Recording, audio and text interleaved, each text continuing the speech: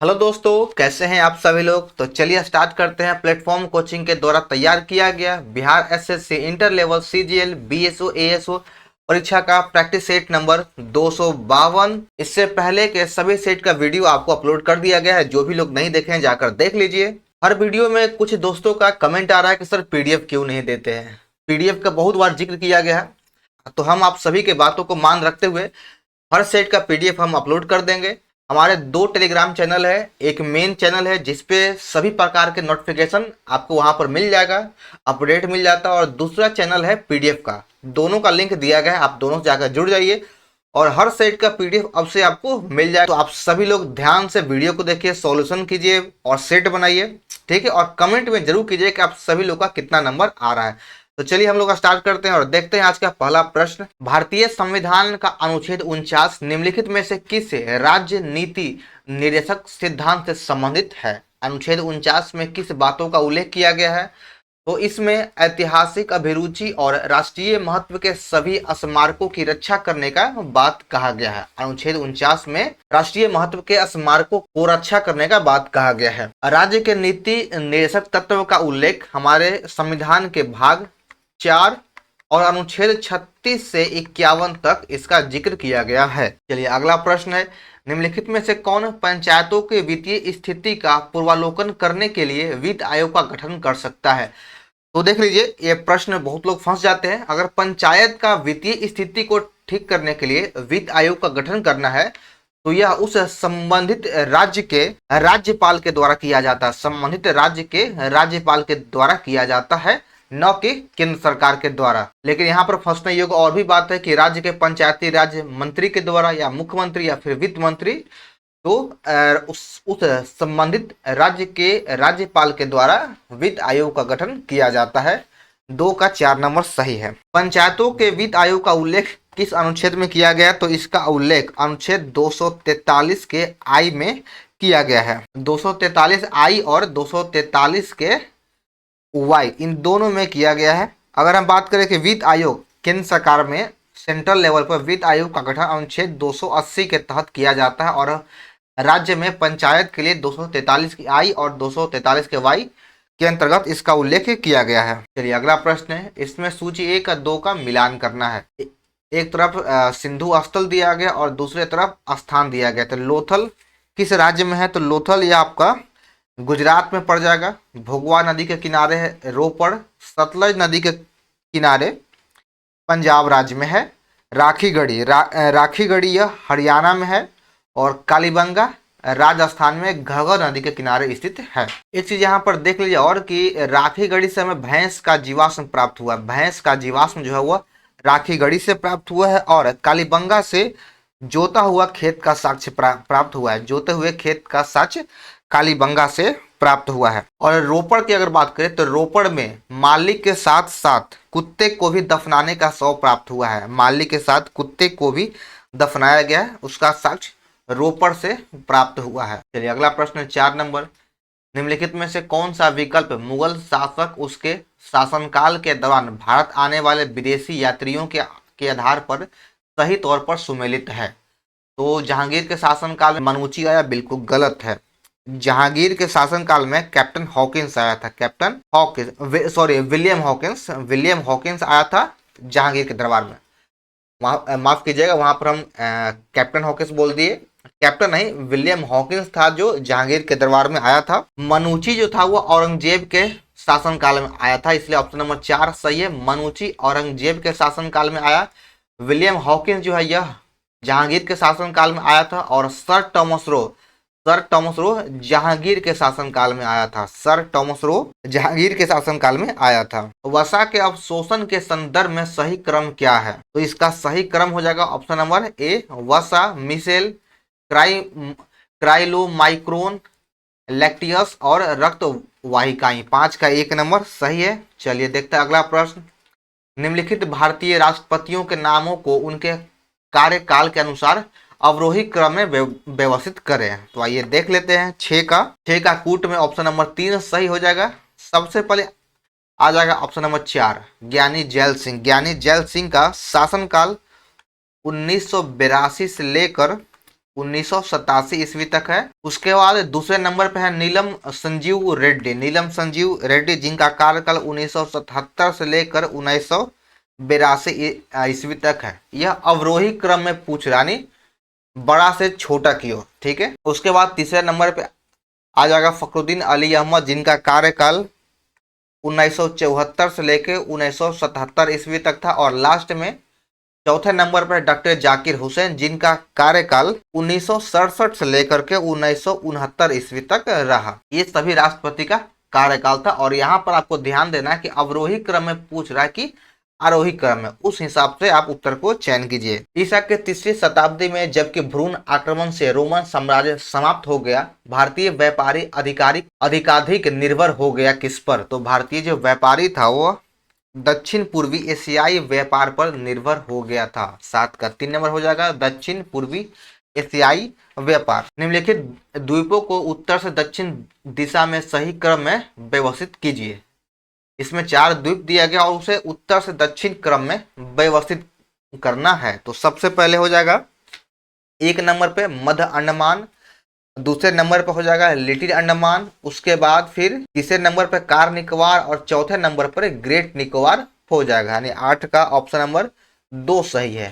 पहले 1, 3, 2 और 4। यहाँ से एक प्रश्न पूछता है कि अंडमान निकोबार की सबसे ऊंची चोटी कौन सी है? तो sandal peak. Sandal peak Andaman Nicobar की सबसे ऊंची चोटी है और जिसकी ऊंचाई 738 मीटर है। राज्य विभाग की स्थापना किसकी अध्यक्षता में किया गया था? राज्य विभाग की स्थापना सरदार पटेल की अध्यक्षता में किया गया था।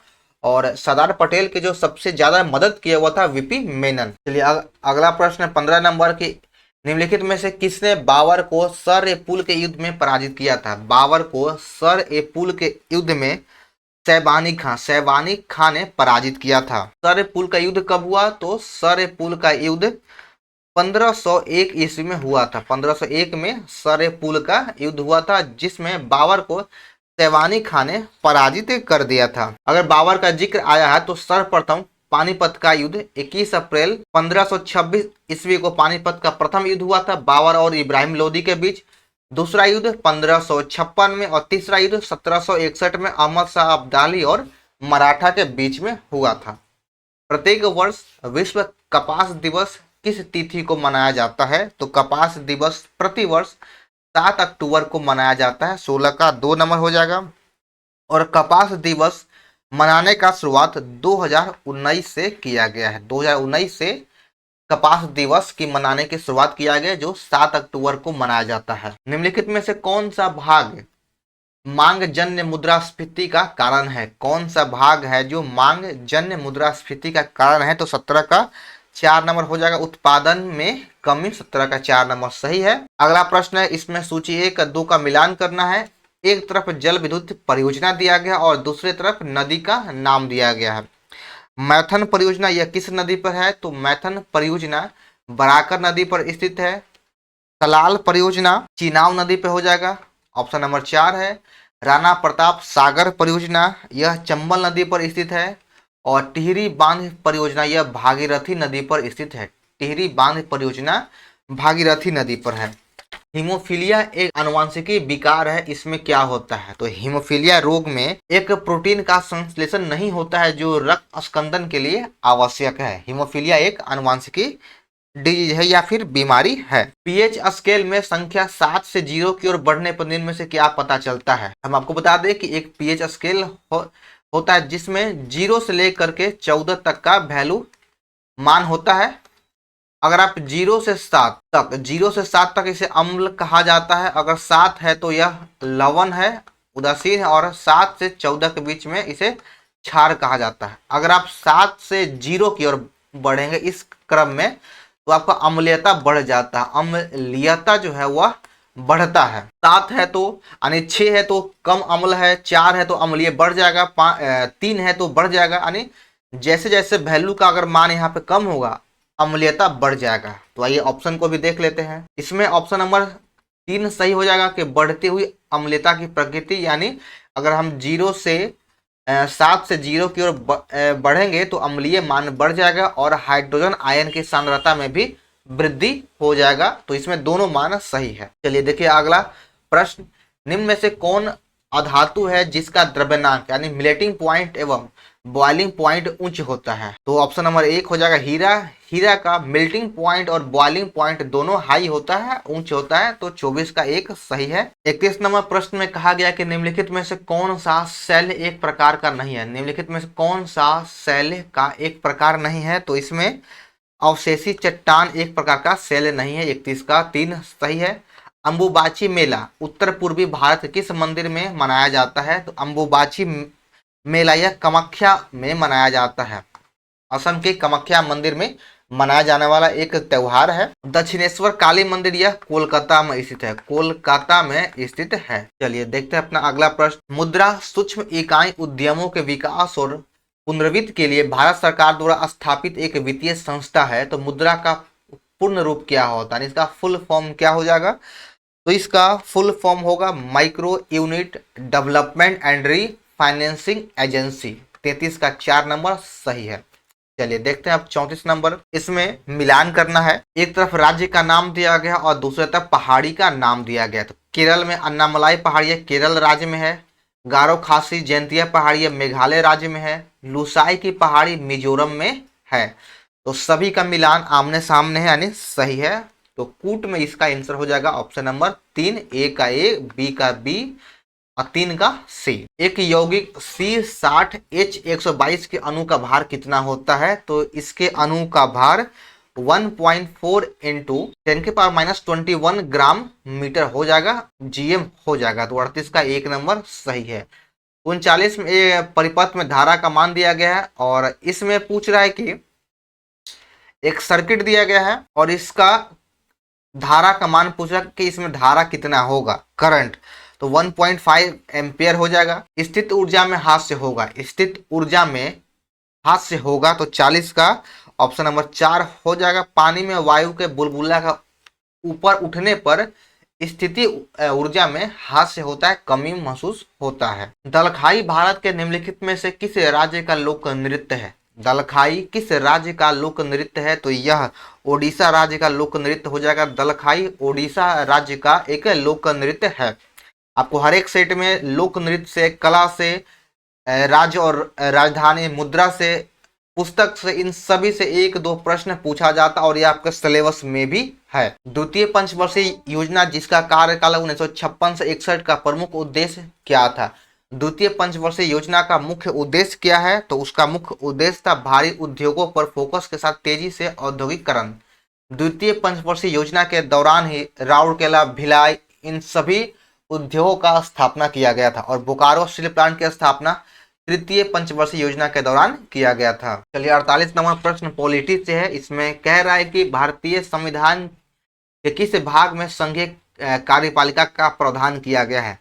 तो संघीय कार्यपालिका का प्रावधान भाग 5 में किया गया है। 4 नंबर सही है, भाग 5। और भाग 5 में भाग 5 का उल्लेख अनुच्छेद 52 से 151 तक किया गया है। संघीय कार्यपालिका इसकी शक्ति राष्ट्रपति में निहित होती है और जिसका उल्लेख अनुच्छेद 53 में किया गया है। राष्ट्रपति की शक्ति संघीय कार्यपालिका में निहित होता है जिसका उल्लेख अनुच्छेद 53 में किया गया है। आर्टिकल 53 में इसका उल्लेख है। हरित क्रांति से जुड़े महत्वपूर्ण संस्थाओं में से एक भारतीय कृषि अनुसंधान संस्थान कहाँ पर स्थित है? तो भारतीय कृषि अनुसंधान संस्थान नई दिल्ली में स्थित है। ऑप्शन नंबर 4 हो जाएगा। भारतीय कृषि अनुसंधान संस्थान की स्थापना 1905 ईस्वी में पूसा, बिहार में किया गया था। भारतीय कृषि अनुसंधान संस्थान, इसको ध्यान से देखिएगा कि भारतीय कृषि अनुसंधान संस्थान कह रहा, इसकी स्थापना 1905 पूसा, बिहार में किया गया था। लेकिन 1936 ईस्वी में इसका स्थानांतरण दिल्ली में कर दिया गया। अब यहाँ से एक प्रश्न और पूछता है, हम यहाँ पर इसीलिए जोर दे के बोले कि आपको संस्थान ध्यान रखना है, क्योंकि एक आता है भारतीय कृषि अनुसंधान परिषद। भारतीय कृषि अनुसंधान परिषद की स्थापना 16 जुलाई 1929 को किया गया था। 1929 को किया गया था। तो एक है संस्थान और एक है परिषद, इन दोनों में यही डिफरेंस है। भारतीय कृषि अनुसंधान संस्थान की स्थापना 1905 में किया गया और परिषद की स्थापना 1929 में किया गया है। इन सब छोटे छोटे बातों को ध्यान रखना, इसी में मिस्टेक होता है, गलती हो जाता है। एक माध्यम का अपवर्तनांक √3 है, निम्नलिखित में से कौन सा एक सही होगा? तो इसका ऑप्शन नंबर 1 सही है। आपतन कोण का जया अपवर्तन कोण के जया का √3 गुना होगा। ब्रह्म समाज के संबंध में कौन सा कथन सत्य नहीं है, यानी कौन सा कथन गलत है? गलत का चुनाव करना है। ब्रह्म समाज की स्थापना राजा राम मोहन राय के द्वारा 1828 में किया गया था, तो पहला ऑप्शन तो सही है। यह एक सामाजिक धार्मिक सुधार आंदोलन था जिसने 19वीं शताब्दी के दौरान भारतीय समाज को बदलने में महत्वपूर्ण भूमिका भी निभाया। इसका उद्देश्य सामाजिक बुराइयों से लड़ना और शिक्षा और सामाजिक नीति में बदलाव को बढ़ावा देना था।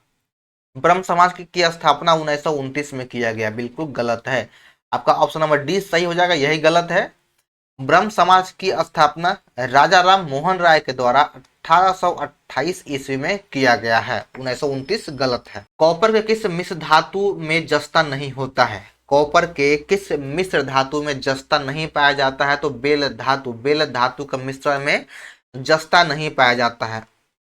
इसमें तांबा यानी कॉपर और टीन होता है, कॉपर और टीन पाया जाता है। यदि युगपथ समीकरण निकाय का अनगिनत, सॉरी ये मैथ है तो आगे हम बढ़ते हैं, इसे छोड़ देते हैं। वैसे देख लीजिए 61 का आंसर हो जाएगा ऑप्शन नंबर ए, आश्रित होगा। अगला प्रश्न है 62 नंबर, हार्मुज जल संधि किसको जोड़ता है? तो हार्मुज जल संधि ओमान के खाड़ी और पार्सियन के खाड़ी को जोड़ता है। 62 का 4 नंबर है, ओमान की खाड़ी और पार्सियन की खाड़ी। अगला प्रश्न है कि भारतीय सर्वोच्च न्यायालय के किस या किन मुकदमे या मुकदमों में सर्वप्रथम संविधान के मूल ढांचे का सिद्धांत दिया गया था? यह भी प्रश्न पूछा गया है कि संविधान के मूल ढांचा का सिद्धांत किस मुकदमा में दिया गया है? तो केशवानंद भारती बनाम केरल राज्यवाद 1973 में इस मुकदमे को यानी सर्वोच्च न्यायालय के मूल ढांचे का सिद्धांत दिया गया है। 63 का 2 नंबर सही है। बास्केटबॉल के खेल के प्रत्येक पक्ष में कितने खिलाड़ी होते हैं? तो बास्केटबॉल के प्रत्येक पक्ष में 5 खिलाड़ी होता है, ऑप्शन नंबर 2 सही है। पोलो के एक पक्ष में 4 खिलाड़ी होता है। वॉलीबॉल में 6 खिलाड़ी होता है। और वाटर पोलो के एक पक्ष में 7 खिलाड़ी होता है। लेकिन 64 का आपका ऑप्शन नंबर 2 सही है।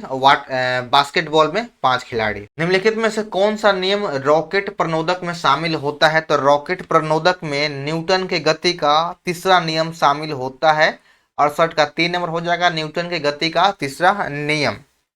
न्यूटन के गति के प्रथम नियम को गैलीलियो का नियम या फिर जड़त्व का नियम कहा जाता है। और इससे बल की परिभाषा मिलता है। प्रथम नियम से हमें बल की परिभाषा मिलता है और दूसरे नियम से बल का व्यंजन प्राप्त होता है, बल का व्यंजक प्राप्त होता है, व्यंजन प्राप्त होता है। चलिए अगला प्रश्न है कि यदि वायुमंडलीय दाब पारा के 76 सेंटीमीटर से कम हो तो पानी किस ताप पर उबलेगा?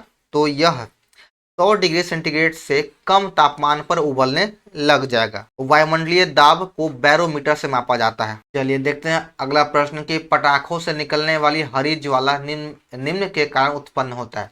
तो पटाखों से निकलने वाली हरी ज्वाला यह बेरियम नाइट्रेट के वजह से होता है। ऑप्शन नंबर 4 सही है, बेरियम नाइट्रेट। और सोडियम नाइट्रेट की वजह से पीला ज्वाला निकलता है। चलिए देखते हैं 76 नंबर प्रश्न कि भारत में पहले ब्रिटिश प्रेसिडेंसी की स्थापना कहाँ किया गया था? तो इसकी स्थापना सूरत में किया गया था, ऑप्शन नंबर 2 सही है। और अंग्रेजों के द्वारा यानी ब्रिटिश कंपनी के द्वारा सर्वप्रथम फैक्ट्री सूरत में स्थापित किया जा रहा था 1608 में, लेकिन यह असफल रहा और बाद में जाकर यह 1613 में यहाँ फैक्ट्री की स्थापना किया गया। निम्नलिखित में से कौन शीत मरुस्थल है? इन चारों ऑप्शन में से पैंटागोनिया एक शीत मरुस्थल है, 77 का 1 नंबर हो जाएगा शीत मरुस्थल। और सहारा जो है यह एक ध्रुवीय मरुस्थल है, सहारा ध्रुवीय मरुस्थल है। अगला प्रश्न है कि निम्नलिखित में से वह राज्य कौन सा है जिसकी अंतर्राष्ट्रीय सीमा 3 देशों से मिलता है? वह कौन सा राज्य है जिसकी सीमा 3 देशों से मिलता है? तो अरुणाचल प्रदेश, ऑप्शन नंबर 1 सही है। यहीं अगर बात करें तो त्रिपुरा तो त्रिपुरा बांग्लादेश के 3 ओर से घिरा हुआ है। चलिए देख लेते हैं अब अगला प्रश्न, निम्नलिखित में से कौन सा युग्म गलत है, किस पेयर का मिलान गलत है। तो नील का उपहार मिस्र की देन है, बिल्कुल सही है। पवित्र भूमि फिलिस्तीन को कहा जाता है, बिल्कुल सही है। साधु राज्य जो है जापान, गलत है। साधु राज्य दक्षिणी कोरिया को कहा जाता है, और लिली की भूमि कनाडा को कहा जाता है। तो इसमें ऑप्शन नंबर 3 का पेयर गलत था। ग्लूकोज का एक अणु एंजाइम उत्प्रेरित श्रृंखला की अभिक्रिया के द्वारा पायरुविक अम्ल के 2 अणुओं में टूट जाता है, तो इस प्रक्रिया को क्या कहते हैं। तो इस प्रक्रिया को ग्लाइकोलिसिस कहा जाता है। 83 का 3 नंबर हो जाएगा ग्लाइकोलिसिस। उपयुक्त आवतित का प्रकाश जब किसी धातु पृष्ठ पर डाला जाता है तो इलेक्ट्रॉनों का उत्सर्जन होता है, और इस प्रक्रिया को क्या कहते हैं। तो इस प्रक्रिया को प्रकाश विद्युत उत्सर्जन कहा जाता है। 84 का 3 नंबर हो जाएगा। अगला प्रश्न है कि भ्रूण और गर्भाशय के बीच संवहनीय संपर्क बनाने वाली संरचना को क्या कहते हैं। तो भ्रूण और गर्भ के बीच संवहनीय संपर्क बनाने वाली संरचना को अपरा प्लेसेंटा कहा जाता है। 85 का 1 नंबर अपरा और प्लेसेंटा, और ये 3 स्तरीय होता है। जिले इलाही शब्द का उपयोग सबसे पहले किसके द्वारा किया गया था। तो जिले इलाही शब्द का उपयोग सर्वप्रथम बलवन के द्वारा किया गया। 91 का 3 नंबर है। अगला प्रश्न है, प्रधानमंत्री धन्य धान कृषि योजना जो 2025-26 की बजट और दिसंबर की नीतिगत चर्चाओं में प्रमुख रही का प्रथम उद्देश्य क्या था। तो प्रधानमंत्री धन्य धान कृषि योजना का उद्देश्य कम कृषि उत्पादकता वाले 100 जिलों को सशक्त बनाना। 92 का 2 नंबर सही है। अगला प्रश्न है कि दक्षिण अमेरिका महाद्वीप का सबसे प्राचीन पर्वत कौन सा है। दक्षिण अमेरिका महाद्वीप का सबसे प्राचीन पर्वत एंडीज पर्वत है। ऑप्शन नंबर 3 हो जाएगा एंडीज पर्वत। निम्नलिखित में से कौन राष्ट्रपति के निर्वाचक मंडल के रूप में काम करता है लेकिन महाभियोग प्रक्रिया में भाग नहीं लेता है।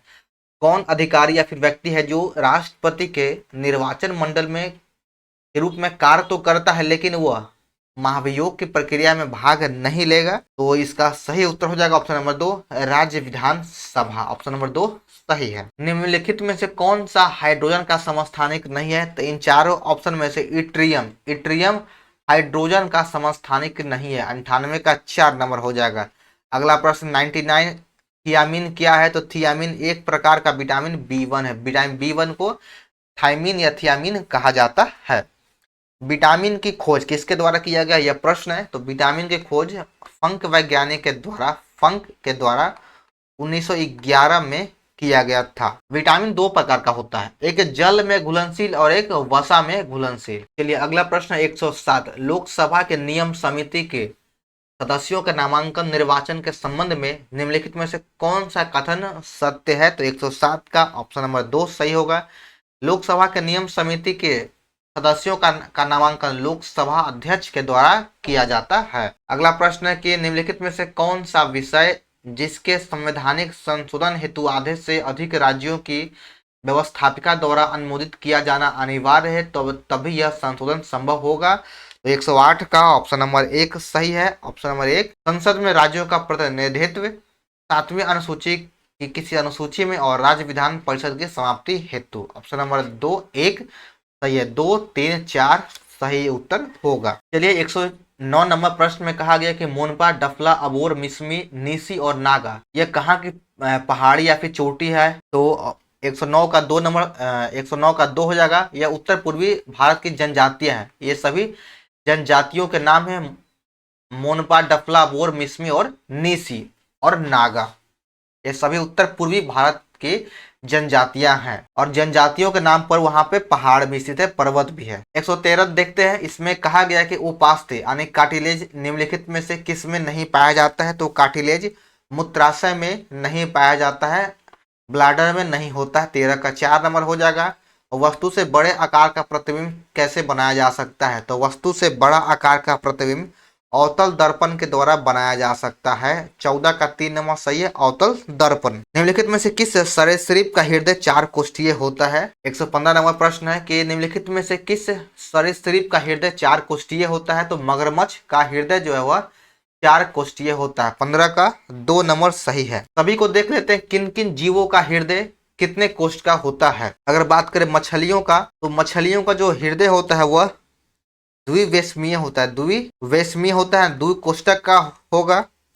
उभयचर प्राणियों का उभयचर और सरीसृप, इन दोनों का हृदय जो है वह तीन कोष्ठीय होता है, और स्तनधारी का ही जो हृदय है वह चार कोष्ठीय होगा। लेकिन उसमें एक अपवाद है मगरमच्छ, या एक सरीसृप होते हुए भी इसका हृदय चार कोष्ठीय है। व्यक्ति जो भारत का राष्ट्रपति, अमेरिका, चीन, टर्की और थाईलैंड के राजदूत रहने के साथ साथ जवाहरलाल नेहरू जवाहरलाल यूनिवर्सिटी के कुलपति भी रह चुके, वे कौन है?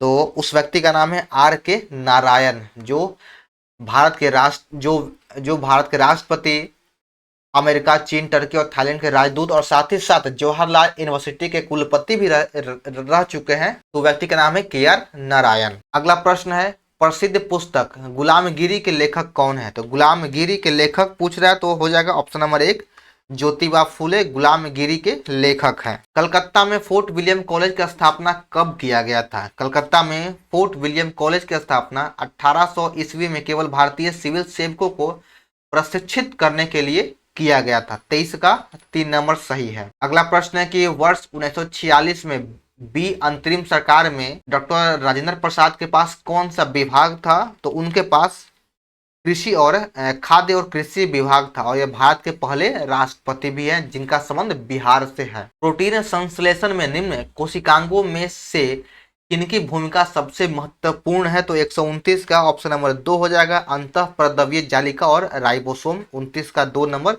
सही है। अगला प्रश्न है कि घटपर्णी के निम्नलिखित भागों में से कौन सा एक घट में रूपांतरित होता है? तो 30 का ऑप्शन नंबर 2 हो जाएगा, पत्ती। पत्ती जो है एक घट के रूप में रूपांतरित होता है। अमरकोश के अनुसार भूमि के प्रकार पर विचार कीजिए। अमरकोश के अनुसार भूमि के प्रकारों पर विचार कीजिए। तो 36 का ऑप्शन नंबर 4 हो जाएगा, उपयुक्त में से एक से अधिक। अमरकोश के अनुसार भूमि 12 प्रकार के होते हैं, तो इसमें सभी ऑप्शन आपका सही हो जाएगा। अगला प्रश्न है, किसी पारितंत्र में अपघटकों का मुख्य कार्य क्या है? तो अपघटक का मुख्य कार्य है जटिल कार्बनिक पदार्थों को सरल अकार्बनिक पदार्थों में तोड़ना और मृदा में वापस भेजना, यही अपघटक का कार्य है। यदि भारत की जनगणना में किसी व्यक्ति की पहचान कोई धर्म नहीं या नास्तिक के रूप में होता है तो इसका क्या तात्पर्य है? तो इसका सिर्फ केवल व्यक्ति के बताए अनुसार रिकॉर्ड करती है, यह केवल व्यक्ति के बताए अनुसार रिकॉर्ड करता है। 38 का 4 नंबर सही हो जाएगा। चलिए अगला प्रश्न 140, देश के विभिन्न हिस्सों में नव वर्ष को अलग अलग नामों से मनाया जाता है, यानी न्यू ईयर को अलग अलग नामों से मनाया जाता है। तो निम्न नामों में किसका संबंध किस राज्य से है? विशु का संबंध केरल राज्य से हो जाएगा, ऑप्शन नंबर 3। पुथांडु का संबंध तमिलनाडु से है। गुड़ी पाड़वा महाराष्ट्र हो जाएगा, गुड़ी पाड़वा महाराष्ट्र। पोइला बोईसाख इसका संबंध पश्चिम बंगाल से है। 40 का ऑप्शन नंबर 3 सही है। चलिए देखते हैं अगला प्रश्न 41, किस देश ने हाल ही में पानी में अंतरिम सरकार को मंजूरी दिया? पानी में यहाँ पे अंतरिम सरकार नहीं, अंतिम संस्कार है। तो किस देश ने हाल ही में पानी में अंतिम संस्कार को मंजूरी दे दिया है? तो स्कॉटलैंड के द्वारा मंजूरी दिया गया है। 41 का 2 नंबर सही है। रक्षा मंत्री राजनाथ सिंह ने मिलान 2026 का आरंभ के 13वें संस्करण का उद्घाटन कहाँ किया है? तो इसका उद्घाटन विशाखापट्टनम में किया गया है। 42 का 1 नंबर सही है। व्यापक शहरी नीति का ड्राफ्ट मंजूरी करने वाला पहला राज्य कौन सा है? तो पहला राज्य केरल हो जाएगा। 143 का 3 नंबर सही है। एशियन शूटिंग चैंपियनशिप में मनु भाकर ने कौन सा पदक जीता है? एशियन शूटिंग चैंपियनशिप में मनु भाकर के द्वारा रजत पदक जीता गया है। 44 का 3 नंबर है। अगला प्रश्न, ग्रैमी अवार्ड 2026 ऑडियो बुक श्रेणी के विजेता कौन थे? तो इसका विजेता दलाई लामा हो जाएगा। 45 का 1 नंबर है, दलाई लामा। 30 जनवरी 2026 को गांधी जी के कौन से पुण्यतिथि मनाया गया? 30 जनवरी को शहीद दिवस भी मनाया जाता है, और इस दिन गांधी जी का कौन सा पुण्यतिथि मनाया गया? तो 78वां पुण्यतिथि मनाया गया है। चलिए देख लेते हैं अब इस सेट का अंतिम प्रश्न कि झारखंड के पूर्व मुख्यमंत्री शिबू सोरेन को मरणोपरांत कौन सा पुरस्कार दिया गया है? तो उन्हें पद्म भूषण पुरस्कार दिया गया। 50 का 1 नंबर हो जाएगा, पद्म भूषण। तो चलिए यहाँ से हमारा आज का प्रैक्टिस सेट नंबर 252 समाप्त होता है। तो आप सभी को यह वीडियो कैसा लगा कमेंट जरूर करें। पसंद आने पर वीडियो को लाइक और चैनल को सब्सक्राइब कर ना भूलें। और हम आपको बता दें कि बिहार एसएससी सीजीएल और इंटर लेवल के प्रीवियस ईयर का क्वेश्चन का सेट अपलोड कर दिया गया, वीडियो अपलोड कर दिया गया। अगर जो भी लोग नहीं देखें तो जाकर देख लीजिए। और अभी हाल ही में ज्ञान बिंदु जीएस एकेडमी के द्वारा यानी रोशन आनंद सर के द्वारा क्वेश्चन बैंक लाया गया बिहार एसएससी का, तो उसका भी हम वीडियो धीरे धीरे आपको अपलोड कर रहे हैं, प्रोवाइड करवा रहे हैं। तो जो भी नहीं देखें जाकर देख लीजिए। तो चलते फिर मिलते फिर नेक्स्ट वीडियो में। जय हिंद।